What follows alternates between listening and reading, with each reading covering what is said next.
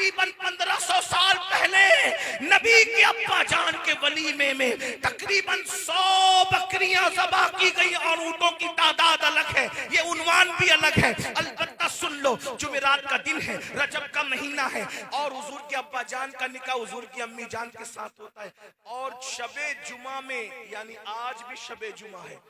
सुभान अल्लाह। शबे जुमा में नबी की अब्बा जान की पहली मुलाकात नबी की अम्मी जान से होती है और उसी शब में पहली ही रात में नूर मुस्तफवी हजरत अब्दुल्ला की पेशानी से निकलकर हजरत आमिना के शिकम में आ जाता है। अल्लाह अकबर। इमाम अहमद इब्न हंबल ने लिखा, शेख अब्दुल्ला मुहद्दिस दहलवी ने लिखा, अल्लामा जामी ने लिखा, सरकार गौसे आजम ने लिखा, शाह वलीउल्लाह ने लिखा, इसी तरीके से मेरे इमाम सैयदी आला हजरत ने लिखा क्या कि शबे जुमा में नूरे मोहम्मदी हजरत अब्दुल्ला की पेशानी से निकलकर शिकमे आमिना में आया। इस वजह से शबे जुमा शबे कद्र से अफजल हो गई। शबे जुमा शबे कद्र से अफजल हो गई। और मेरे इमाम ने तो मजीद बड़ी बात फरमाई। फरमाते हैं क्या? फरमाते हैं शबे जुमा में जो नेमत नूरे मुस्तफा की नसीब हुई अब कयामत तक किसको नसीब हो सकती है? बल्कि यूं कह लीजिए कि शबे कदर में जिब्रील आ रहे हैं और शबे जुमा में नूरे के अंदर आ रहा है। अब जरा जल्दी जल्दी सुन ले, असल उन्वान की तरफ आते हैं। अब सैयदा तैयबा ताहिरा सरकार आमिना फरमाती है मैं माँ बनने वाली थी, मुझे कुछ भी खबर नहीं थी, उम्र भी इतनी कम थी, 15-16 साल की उम्र थी। कहती कि मैं माँ बनने वाली हूँ, कुछ खबर नहीं थी। क्यों? हया के पर्दे में, सुन लो, हया के पर्दे में क्यों? क्योंकि जब औरतें माँ बनने वाली होती है मतलियां आती है, उल्टियां करती है, बोझ महसूस होता है, तकलीफें होती है। सरकार आमिना कहती है मगर जब मेरे शिकम में मेरा बच्चा आया, न कोई मतली है, न कोई उल्टी है, न कोई बोझ है। ऐ सरकार आमिना क्यों बोझ होगा? जो सबके लिए रहमतुल लिल आलमीन बनकर आया वो माँ बाप को तकलीफ कैसे दे सकता है? सरकार आमिना कहती है मुझे पता कैसे चला कि मैं माँ बनने वाली हूँ? जुमा की सुबह उठी और जब मैं चलती हूँ तो मक्के की सख्त कंकरियां मेरे पैरों के नीचे मोम की तरह नरम हो जाती है। मक्के की बकरियां मेरे पीछे पीछे चलती है, यहाँ तक के दरख्तों से आवाज आती है अस्सलातु वस्सलामु अलैका या रसूल अल्लाह, अस्सलातु वस्सलामु अलैका या रसूल अल्लाह, अस्सलातु वस्सलामु अलैका या रसूल अल्लाह। कहती है सरकार आमिना मुझे डर लगने लगा, मुझ पर किसी ने जादू तो नहीं किया। ऐसे में मैं दिन भर परेशान रही, शाम को अपने बिस्तर पे लेट गई, सितारे मेरे सर के करीब आते थे, आवाज आती थी अस्सलातु वस्सलामु अलैका या रसूल अल्लाह, अस्सलातु वस्सलामु अलैका या रसूल अल्लाह। जमाने में आए बहुत आने वाले, कोई तुझसे आया ना हो आने वाले, सिराजम मुनीरा लक़ब पाने वाले, चमक तुझसे पाते हैं सब आने वाले। मेरा दिल भी चमका दे, चमका दे। सुभान अल्लाह। नारे तकबीर, नारे रिसालत, अज़मते मुस्तफा। सबकी जयंतियां मनाई जा रही है, कोई जयंती बयान तो करके बताए। सबकी पैदाइश कोई बयान करे जैसे हम बयान कर रहे हैं। सुभान अल्लाह। इसीलिए यार लोगों ने नबी की अम्मी को भी काफिर कहा और नबी के अब्बा को भी काफिर कहा ताकि नबी की शान बयान ना हो सके। मैंने कहा कम से कम इतनी तो शर्म कर मुल्ला, नबी ने तुझे कलमा पढ़ाकर मुसलमान होने का टाइटल दिया, तूने यही सिला दिया कि तू नबी के अब्बा को भी काफिर कह गया, तू नबी की अम्मी को भी काफिर कह गया। बल्कि हमसे सुन, हम तो ये कहते हैं अगर माँ खैर हो और बाप साले हो तो बेटा वली पैदा होता है, और माँ खैर नहीं बल्कि उम्मुल खैर हो और बाप अबू साले हो तो फिर बेटा वलियों का सरदार पैदा होता है। जब सरदाराने वली पैदा करना हो तो इतने अच्छे माँ बाप तलाश किए जाते हैं और इतने अच्छे माँ बाप मुंतखब किए जाते हैं, वली पैदा करना, वली का सरदार। तो जब नबियों का सरदार पैदा करना होगा तो फिर इंतखाब। सुभान अल्लाह। वलियों के सरदार का बाबा अगर सेब इजाजत के बगैर खा ले तो परसों उसका मेहनत आना चुकाता है। जब वलियों के सरदार का बाबा ऐसा होगा तो नबियों के सरदार के बाबा की शान का है। ये तो बात है ना। लेकिन मैं एक बात कर सकता हूँ, मैं पहले बात पढ़ लूं, आगे पढ़ लूं, बात तवज्जो करें। हजरत सरकार या आमिना फरमाती, क्या आमिना सरकार मेरे शिकम में वो आग, सितारे मेरे सर पे आते, अस्सलातु वस्सलाम अलैका या रसूल। मैं बिस्तर पे गिर गई, मुझ पे जादू तो नहीं हुआ? आंखें बंद कर ली डर के मारे, सोते जागते की कैफियत में थी। मैंने देखा अब्दुल मुत्तलिब के चेहरे से मिलता जुलता एक बुजुर्ग आया और वो बहुत खूबसूरत था। उसने कहा, आमिना बेटी घबरा मत, तुझ पे जादू नहीं हुआ, बल्कि तेरे शिकम में नबियों का सुल्तान आया। सुभान अल्लाह। ये इनकलाब इसलिए कि नबियों का सुल्तान आया, नबियों का सुल्तान आया। तो और कहने लगा, अगर बेटी ये न होता जो तेरा बेटा आने वाला है, तो अल्लाह ना आदम को पैदा करता ना खलील इब्राहिम को पैदा करता। तेरे बेटे के सबसे इब्राहिम और खलील पैदा हुए हैं, आदम और इब्राहिम पैदा हुए। मैंने पूछी, बुजुर्ग आप कौन हैं जो इतनी बड़ी बशारत लेकर आए? कहा, मुझे ही इब्राहिम खलीलुल्लाह कहते हैं, मैं आज तुझे मुबारकबाद देने आया। एक बात में आपसे, एक बात आगे बढ़ने से पहले अगर बढ़ सका तो तवज्जो।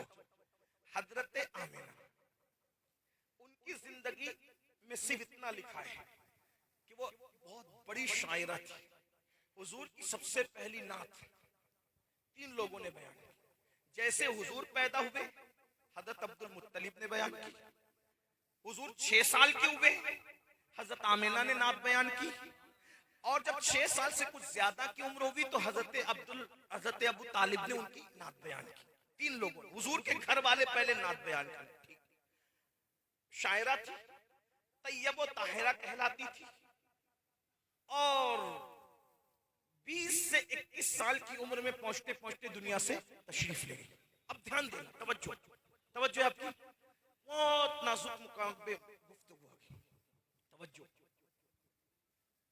बहुत नाजुक मुकाम पे गुफ्तगू आ गई। तवज्जो, अगर आप बात कर लेंगे तो बात आगे नहीं बढ़ेगी।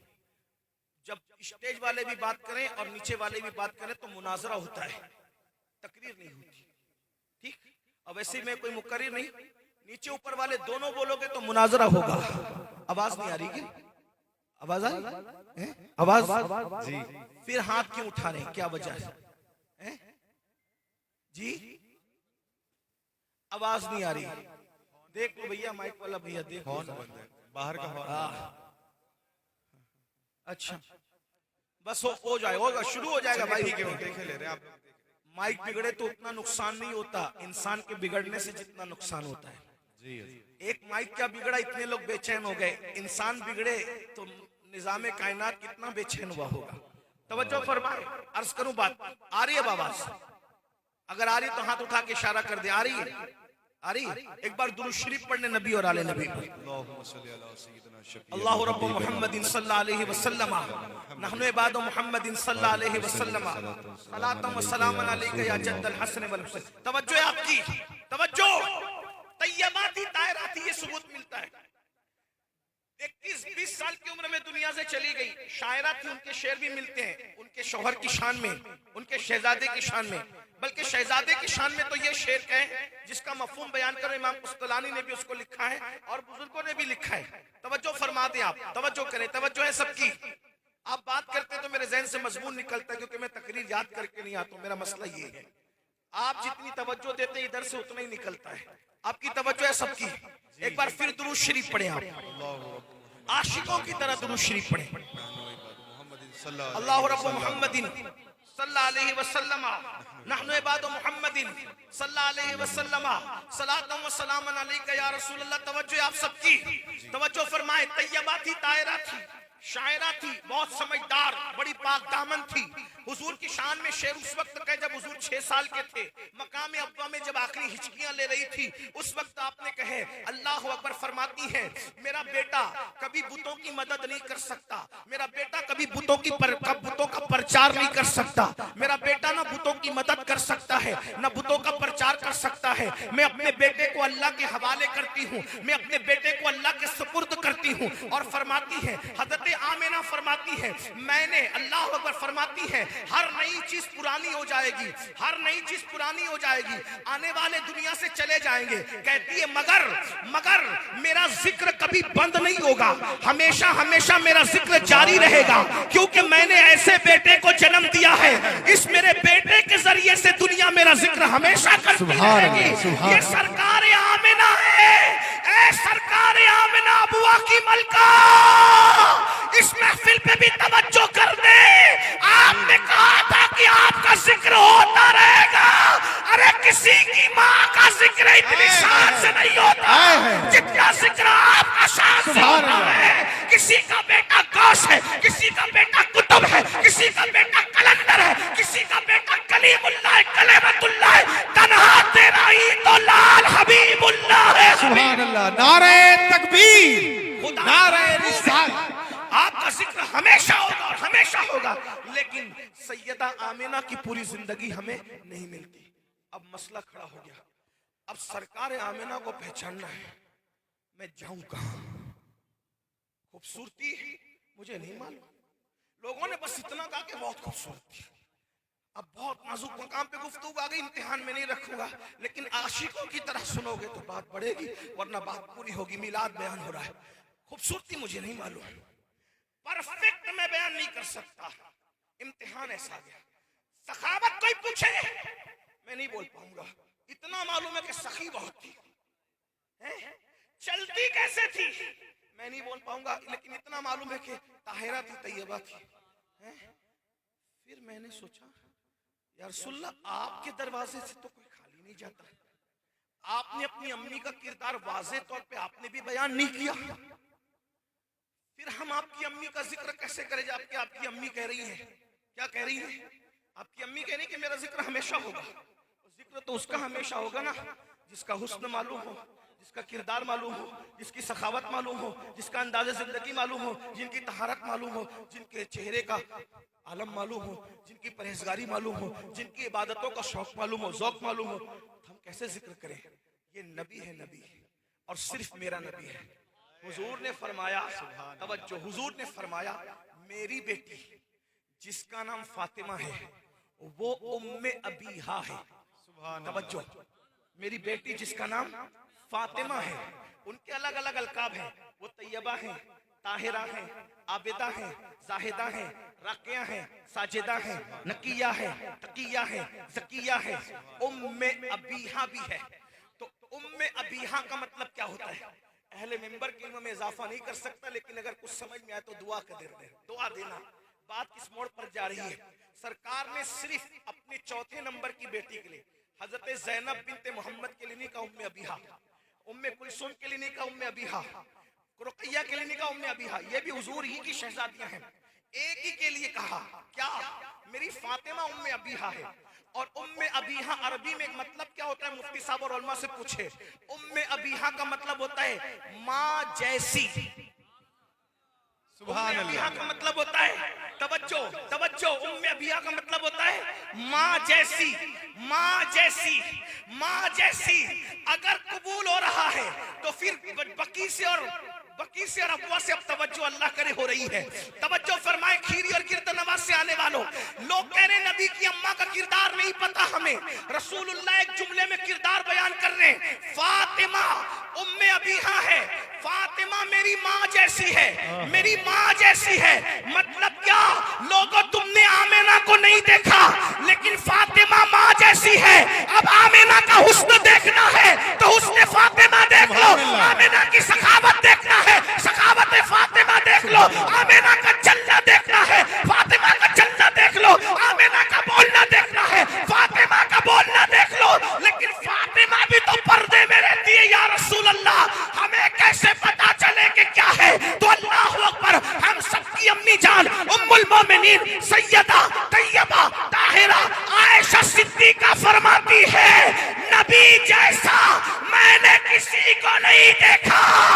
हुस्न में अगर कोई नबी के मुशाबे थी तो एक हस्ती जिसे दुनिया फातिमा बिनते मोहम्मद। सुभान अल्लाह, सुभान अल्लाह। नबी की सखावत नबी की सखावत की तरह वो सखी थी, नबी की अदालत की तरह उनकी अदालत थी, नबी के चलने की तरह उनका चलना था, नबी के बोलने की तरह उनका बोलना था।